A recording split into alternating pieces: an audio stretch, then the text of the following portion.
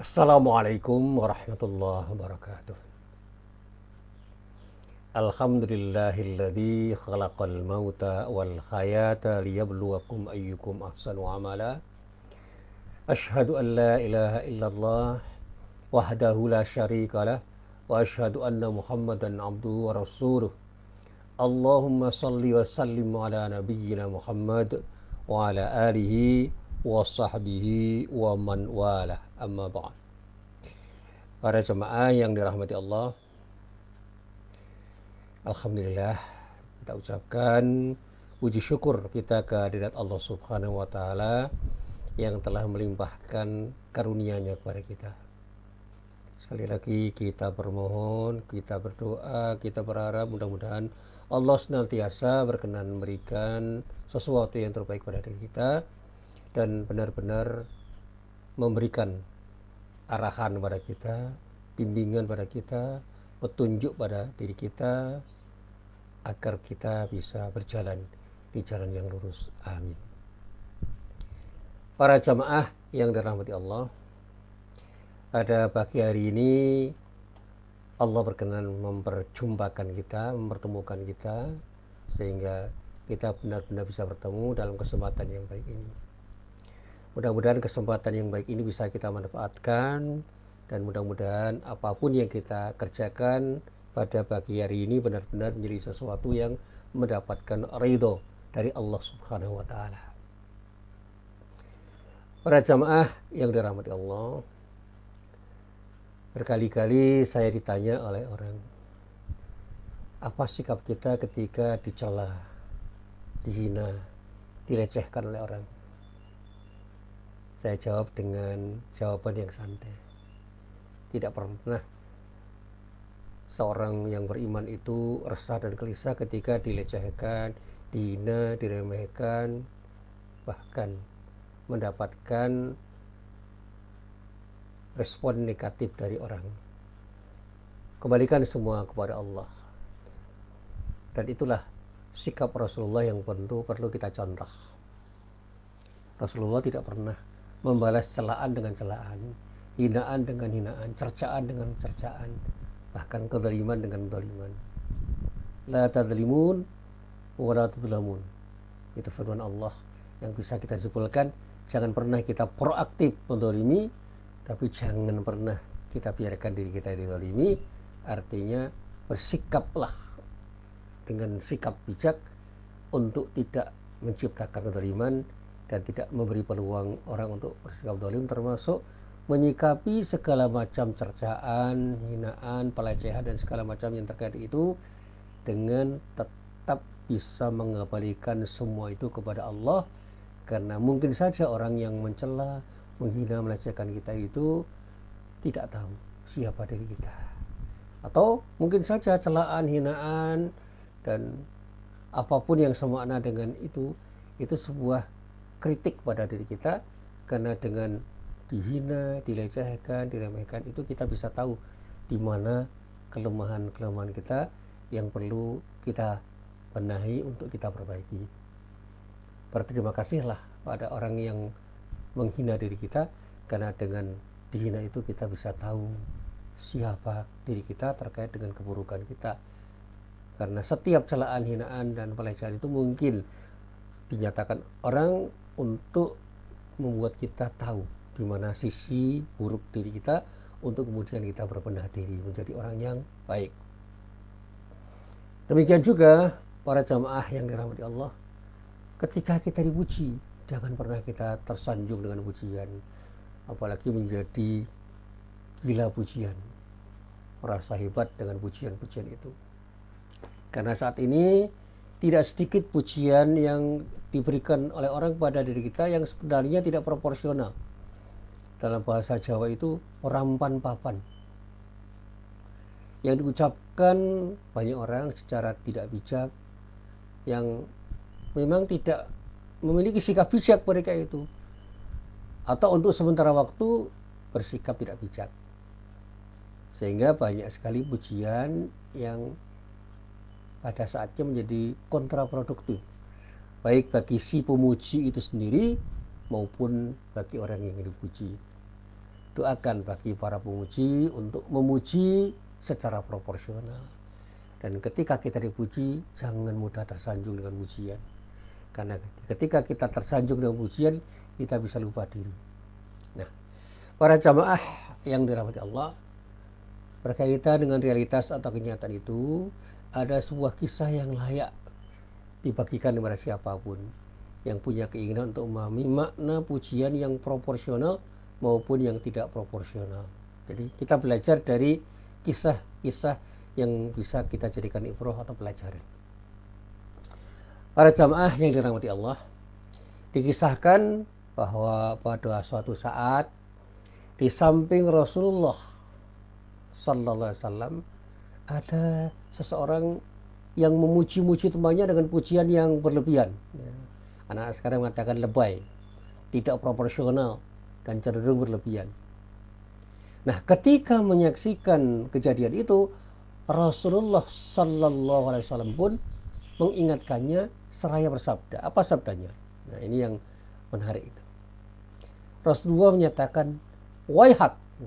Kata waihak, kayak gitu sebuah teguran sebenarnya. Kalau kita belajar bahasa Arab, kata waihak itu kata orang yang mengerti bahasa Arab itu adalah teguran yang sifatnya itu memandang sesuatu yang tidak proporsional.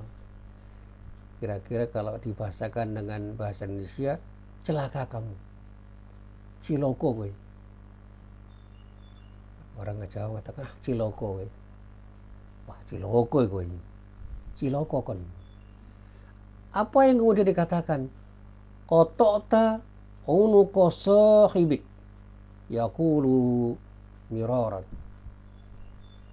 Rasulullah menyatakan, kamu telah memotong leher temanmu. Nah, ini ungkapan kinayah ini. Sebuah ungkapan sindiran atau ungkapan metafor, ungkapan yang menyatakan sesuatu yang sifatnya simbolik. Jadi ucapan itu dikatakan oleh Rasulullah berulang-ulang, kamu telah memotong leher temanmu. Kalau bahasa Jawa, we wis nugel gulu kancamu dewi, gulumu karo gulune tawang kanca mungkin ora kudu tok tugel, tidak sepatasnya dipotong. Nah, ucapan itu menunjukkan ketercelaan. Setiap ucapan yang tidak proporsional, termasuk ketika kita memuji orang secara berlebihan. Nah, kalau kita bahasakan dengan bahasa yang sederhana itu peringatan. Maknanya, jangan begitulah. Kamu jangan pernah memuji orang dengan pujian-pujian yang berlebihan. Karena pujian yang berlebihan itu akan berdampak buruk pada teman-temanmu sendiri yang kamu puji. Dan dikatakan kemudian oleh Rasulullah, in kana ahadukum matihan ahahu la mahalah. Kalau salah seorang dari kalian memuji saudaranya dan memang itu harus ia lakukan, ya, tidak ada masalah. Ya, akhirnya kalau kita pahami dengan bahasa sederhana, kalau pujian itu proporsional nggak ada masalah.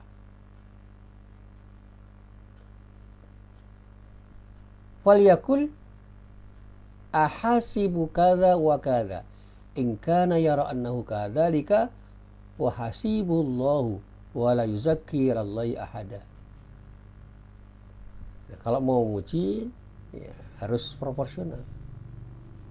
Dan Rasulullah mengatakan, saya kira demikian dan demikian apabila diduga memang demikian, dan yang menghisapnya atau menghitungnya atau mengkalkulasinya adalah Allah sendiri, dan janganlah dia memastikan kesucian pada seseorang pada Allah. Artinya ya kita jangan terlalu berlebihan memuji orang, karena boleh jadi kita memuji itu karena kita tidak tahu siapa orang itu. Dan kalau kita dipuji, ya kita harus tahu, harus sadar bahwa orang memuji kita itu kan hanya karena orang tahu kebaikan-kebaikan kita, sementara keburukan-keburukan kita disembunyikan oleh Allah, sehingga kita menjadi orang yang dipuji orang karena kita tampak baik di hadapan orang lain. Jadi mudah-mudahan kita sadar bahwa Ketika orang muji itu karena orang tahu sebagian kecil dari kebaikan kita. Dan ketika kita memuji orang, kita juga tahu bahwa ada kebaikan-kebaikan orang yang memang layak dipuji.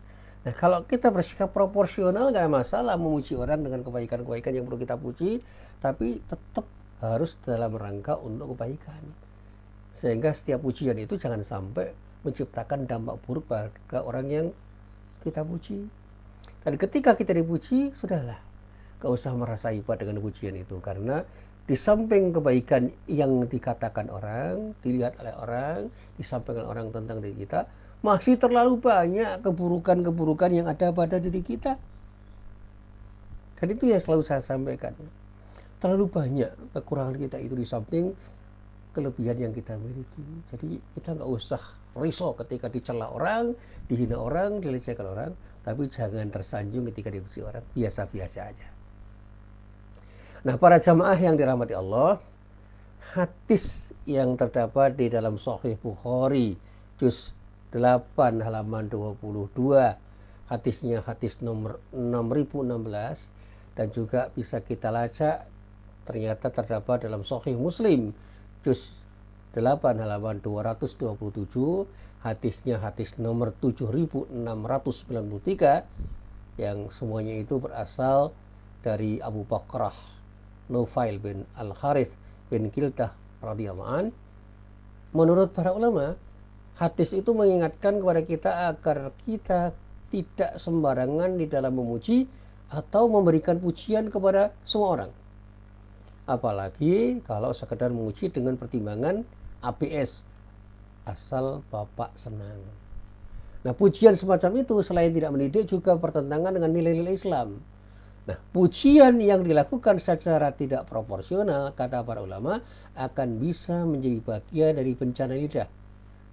Dalam bahasa Arab dikatakan min afatil lisan, bencana lidah yang sangat berbahaya untuk siapapun, termasuk untuk orang-orang yang kita puji, dan bahkan bisa berakibat pada orang-orang lain yang ada di sekitar yang dipuji itu, dan bukan tidak mungkin itu kembali pada diri kita.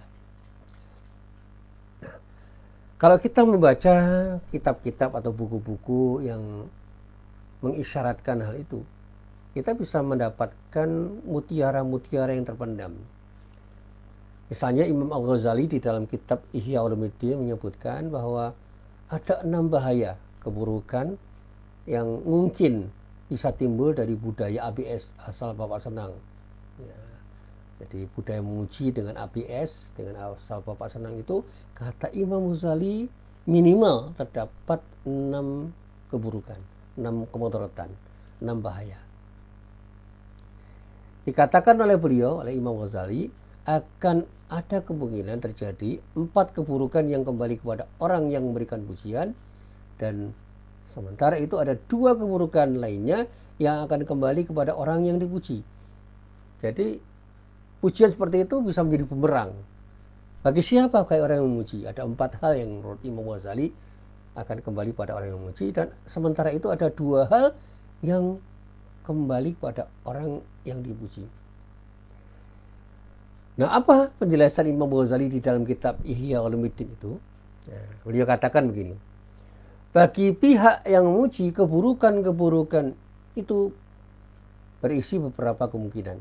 Yang pertama, dia, orang yang memuji itu, bisa jadi dapat memberikan pujian kepada siapapun secara berlebihan sehingga ia terjerumus dalam kebohongan yang diharamkan oleh Allah dan Rasulnya.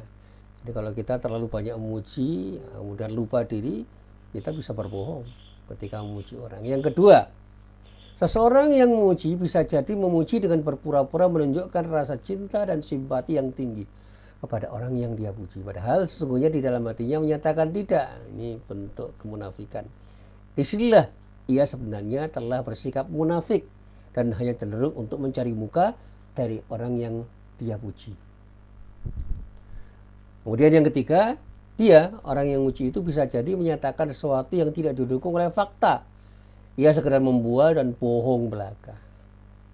Omong doang, omong kosong.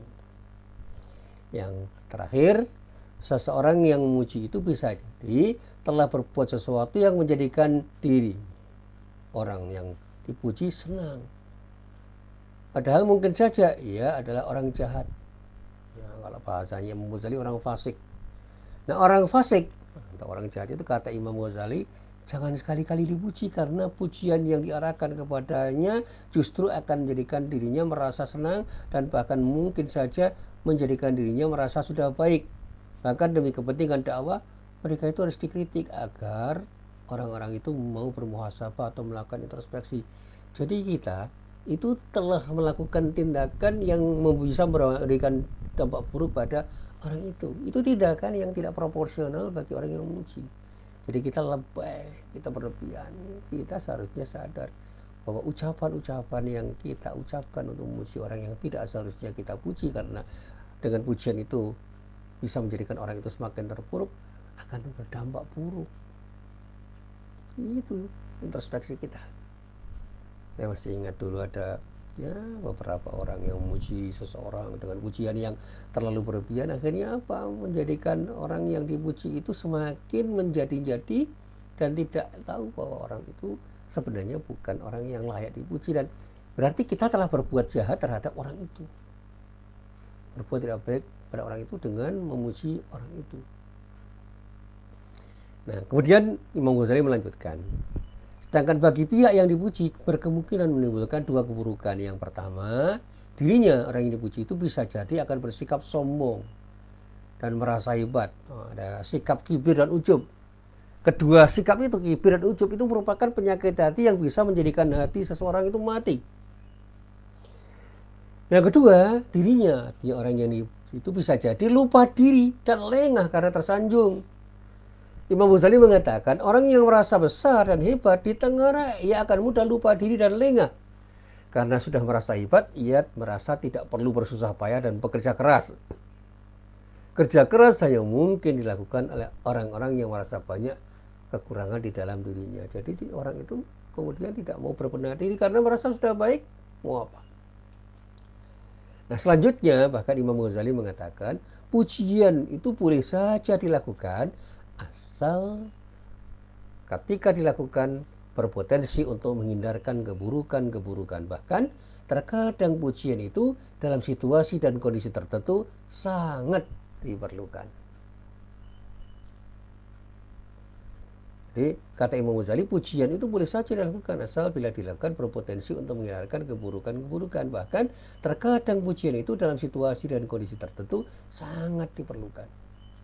Nah, Rasulullah SAW, kata Imam Ghazali, pernah memuji sahabat-sahabatnya, antara lain Abu Bakar dan Umar bin Khattab. Dan ini tidak hanya dikatakan oleh Imam Ghazali, banyak ulama yang mengatakan begitu. Kalau kita membaca kitab syarah hadis, kita menemukan kajian-kajian seperti itu. Abu Bakar dan Umar bin Khattab radhiyallahu anhu itu sering dipuji oleh Rasulullah. Tetapi pujian itu beliau lakukan dengan jujur dan penuh kearifan. Beliau Rasulullah itu juga benar-benar sadar bahwa pujiannya itu didengarnya tidak akan menjadikan para sahabatnya itu menjadi sombong karena pujian itu. Jadi Abu Bakar dan Umar itu orang yang siap dipuji oleh Rasulullah, dan pujian itu membuat dia itu senang dan bukan kemudian lupa diri. Bahkan termotivasi untuk berbenah diri menjadi lebih baik dibanding apa yang telah dilakukan. Akan di dalam sebuah riwayat dikatakan bahwa ada seorang yang telah memuji Ali bin Abi Thalib radhiyallahu anhu. Apa respon Ali? Ketika mendapatkan pujian itu, Ali pun menanggapi pujian itu dengan kata-kata yang indah. Aku tidak sebagus yang kamu katakan. Saya ini tidak sebagus, tidak sebaik yang Anda katakan. Jadi menolak dia dipuji. Saya itu tidak seperti yang Anda katakan. Nah, dalam kesempatan yang lain ketika banyak menerima pujian, Ali bin Abi Thalib itu justru berdoa, "Ya Allah, ampunilah aku atas perkataan mereka, dan janganlah Engkau siksa aku gara-gara mereka. Berikanlah kepadaku kebaikan dari apa yang mereka sangkakan kepadaku." Jadi dia langsung kembalikan semua kepada Allah dengan istighfar. "Ya Allah, ampunilah aku atas perkataan mereka itu, dan janganlah Engkau siksa aku gara-gara mereka." Jadi jangan karena dipuji kemudian saya mendapatkan adab dari Allah. Berikanlah ya Allah kepadaku kebaikan dari apa yang mereka sangkakan kepadaku. Nah, sekali lagi para jamaah yang dirahmati Allah, belajar dari hadis itu dan hadis-hadis yang semakna dengan itu, apa yang bisa kita jadikan sebagai ibrah atau pelajaran. Nah, kita perlu belajar agar diri kita tidak mabuk, tidak tersanjung karena pujian. Kita perlu mengenali diri kita sendiri. Kita tentu saja lebih tahu tentang diri kita sendiri daripada orang lain yang kadang-kadang memuji diri kita karena tidak tahu keburukan-keburukan yang ada pada diri kita. Jadi sekali lagi, kalau kita dicela, terima kasihlah. Dicela, dicerca, dimaki-maki, dibully, ya, dengan cara yang bermacam-macam, nggak usah marah. Berterima kasihlah karena mereka telah menunjukkan keburukan-keburukanmu yang mungkin itu benar, meskipun dengan kata-kata yang tidak sopan. Kalau apa yang mereka katakan itu salah dan kita kaji dengan benar, kemudian ternyata tidak ada pada diri kita, ya nggak usah marah, biarlah. Karena apa? Mereka mempersepsi diri kita bahwa diri kita itu memang tidak layak dipuji, layaknya dicela dengan celaan apapun. Nggak usah kecewa, apalagi marah. Tidak perlu resah, tidak perlu gelisah dengan celaan-celaan, hinaan-hinaan, cercaan-cercaan, dan bahkan pelecehan-pelecehan yang bisa terjadi pada diri kita oleh orang-orang yang jumlahnya tidak terbatas. Biar saja mereka mencela diri kita, cuek aja. Sehingga ada orang mengatakan, memang gue pikirin. Itu artinya santai aja. Bahkan saya pernah menasihati ada beberapa orang mahasiswa asing di Universitas Yogyakarta ketika mereka itu dialog dengan saya tentang bagaimana mereka itu dicela orang karena mereka dianggap tidak baik. Saya katakan, take it easy, santai aja lah. Forget it, lupakan. Ya, mereka tersenyum. Ya. Dia mengatakan, thank you Mr. Musin. Ya. Saya cuma tersenyum aja. You are welcome. Saya katakan, ya sudah, terima kasih kembali. Dan bahkan dalam perbincangan saya dengan para mahasiswa asing yang sangat terbatas karena kemampuan saya di dalam berbahasa Inggris dan berbahasa Arab kan juga minimal. Tapi seminimal apapun ya, mungkin saya sering berdialog dengan mereka. Nah, mereka itu seringkali sharing dengan saya. Ternyata banyak yang harus saya pelajari dari orang lain yang kemudian memberikan pelajaran pada diri saya. Ketika kita dicela, nggak usah resah, nggak usah gelisah, cemas, apalagi merasa tidak nyaman dengan celaan itu. Jadikanlah itu sebagai bahan introspeksi. Sebaliknya ketika dipuji, nggak usah kita lengah dengan pujian, terpuruk dengan pujian itu karena merasa tersanjung. Biarlah mereka memuji diri kita, kalau perlu kita ingatkan. Ya, mereka memuji kita itu kan karena mereka melihat keburukan, kebaikan kita, sementara keburukan-keburukan kita yang mungkin jauh lebih banyak itu tidak mereka lihat. Gitu aja. Kalau belajar dari Ali, ya sudah, ingatkan mereka, saya tidak sebagus yang kamu katakan, atau bahkan kembalikan semua kepada Allah dengan lebih banyak beristighfar, dengan harapan mudah-mudahan Allah berkenan memberikan yang terbaik untuk diri kita dengan apapun yang mereka katakan. Inilah yang selalu saya sampaikan. Sehingga maaf kalau saya katakan kembali, jadi belajar dari apa yang bisa kita pahami dari kisah-kisah itu, ya, kita tidak perlu tersanjung dengan pujian siapapun. Kita lebih tahu tentang diri kita daripada orang lain yang memuji. Dengan begitu kita tidak akan pernah lengah, benar-benar sadar bahwa tidak semua pujian yang dialamatkan kepada diri kita itu sesuai dengan kenyataan yang ada, dan pada saatnya mari kita berbenah diri untuk menjadi lebih baik dari waktu ke waktu. Inilah apa yang perlu saya sampaikan dalam kesempatan pagi hari ini. Sekali lagi, billahi taufiq wal hidayah. Wassalamualaikum warahmatullahi wabarakatuh.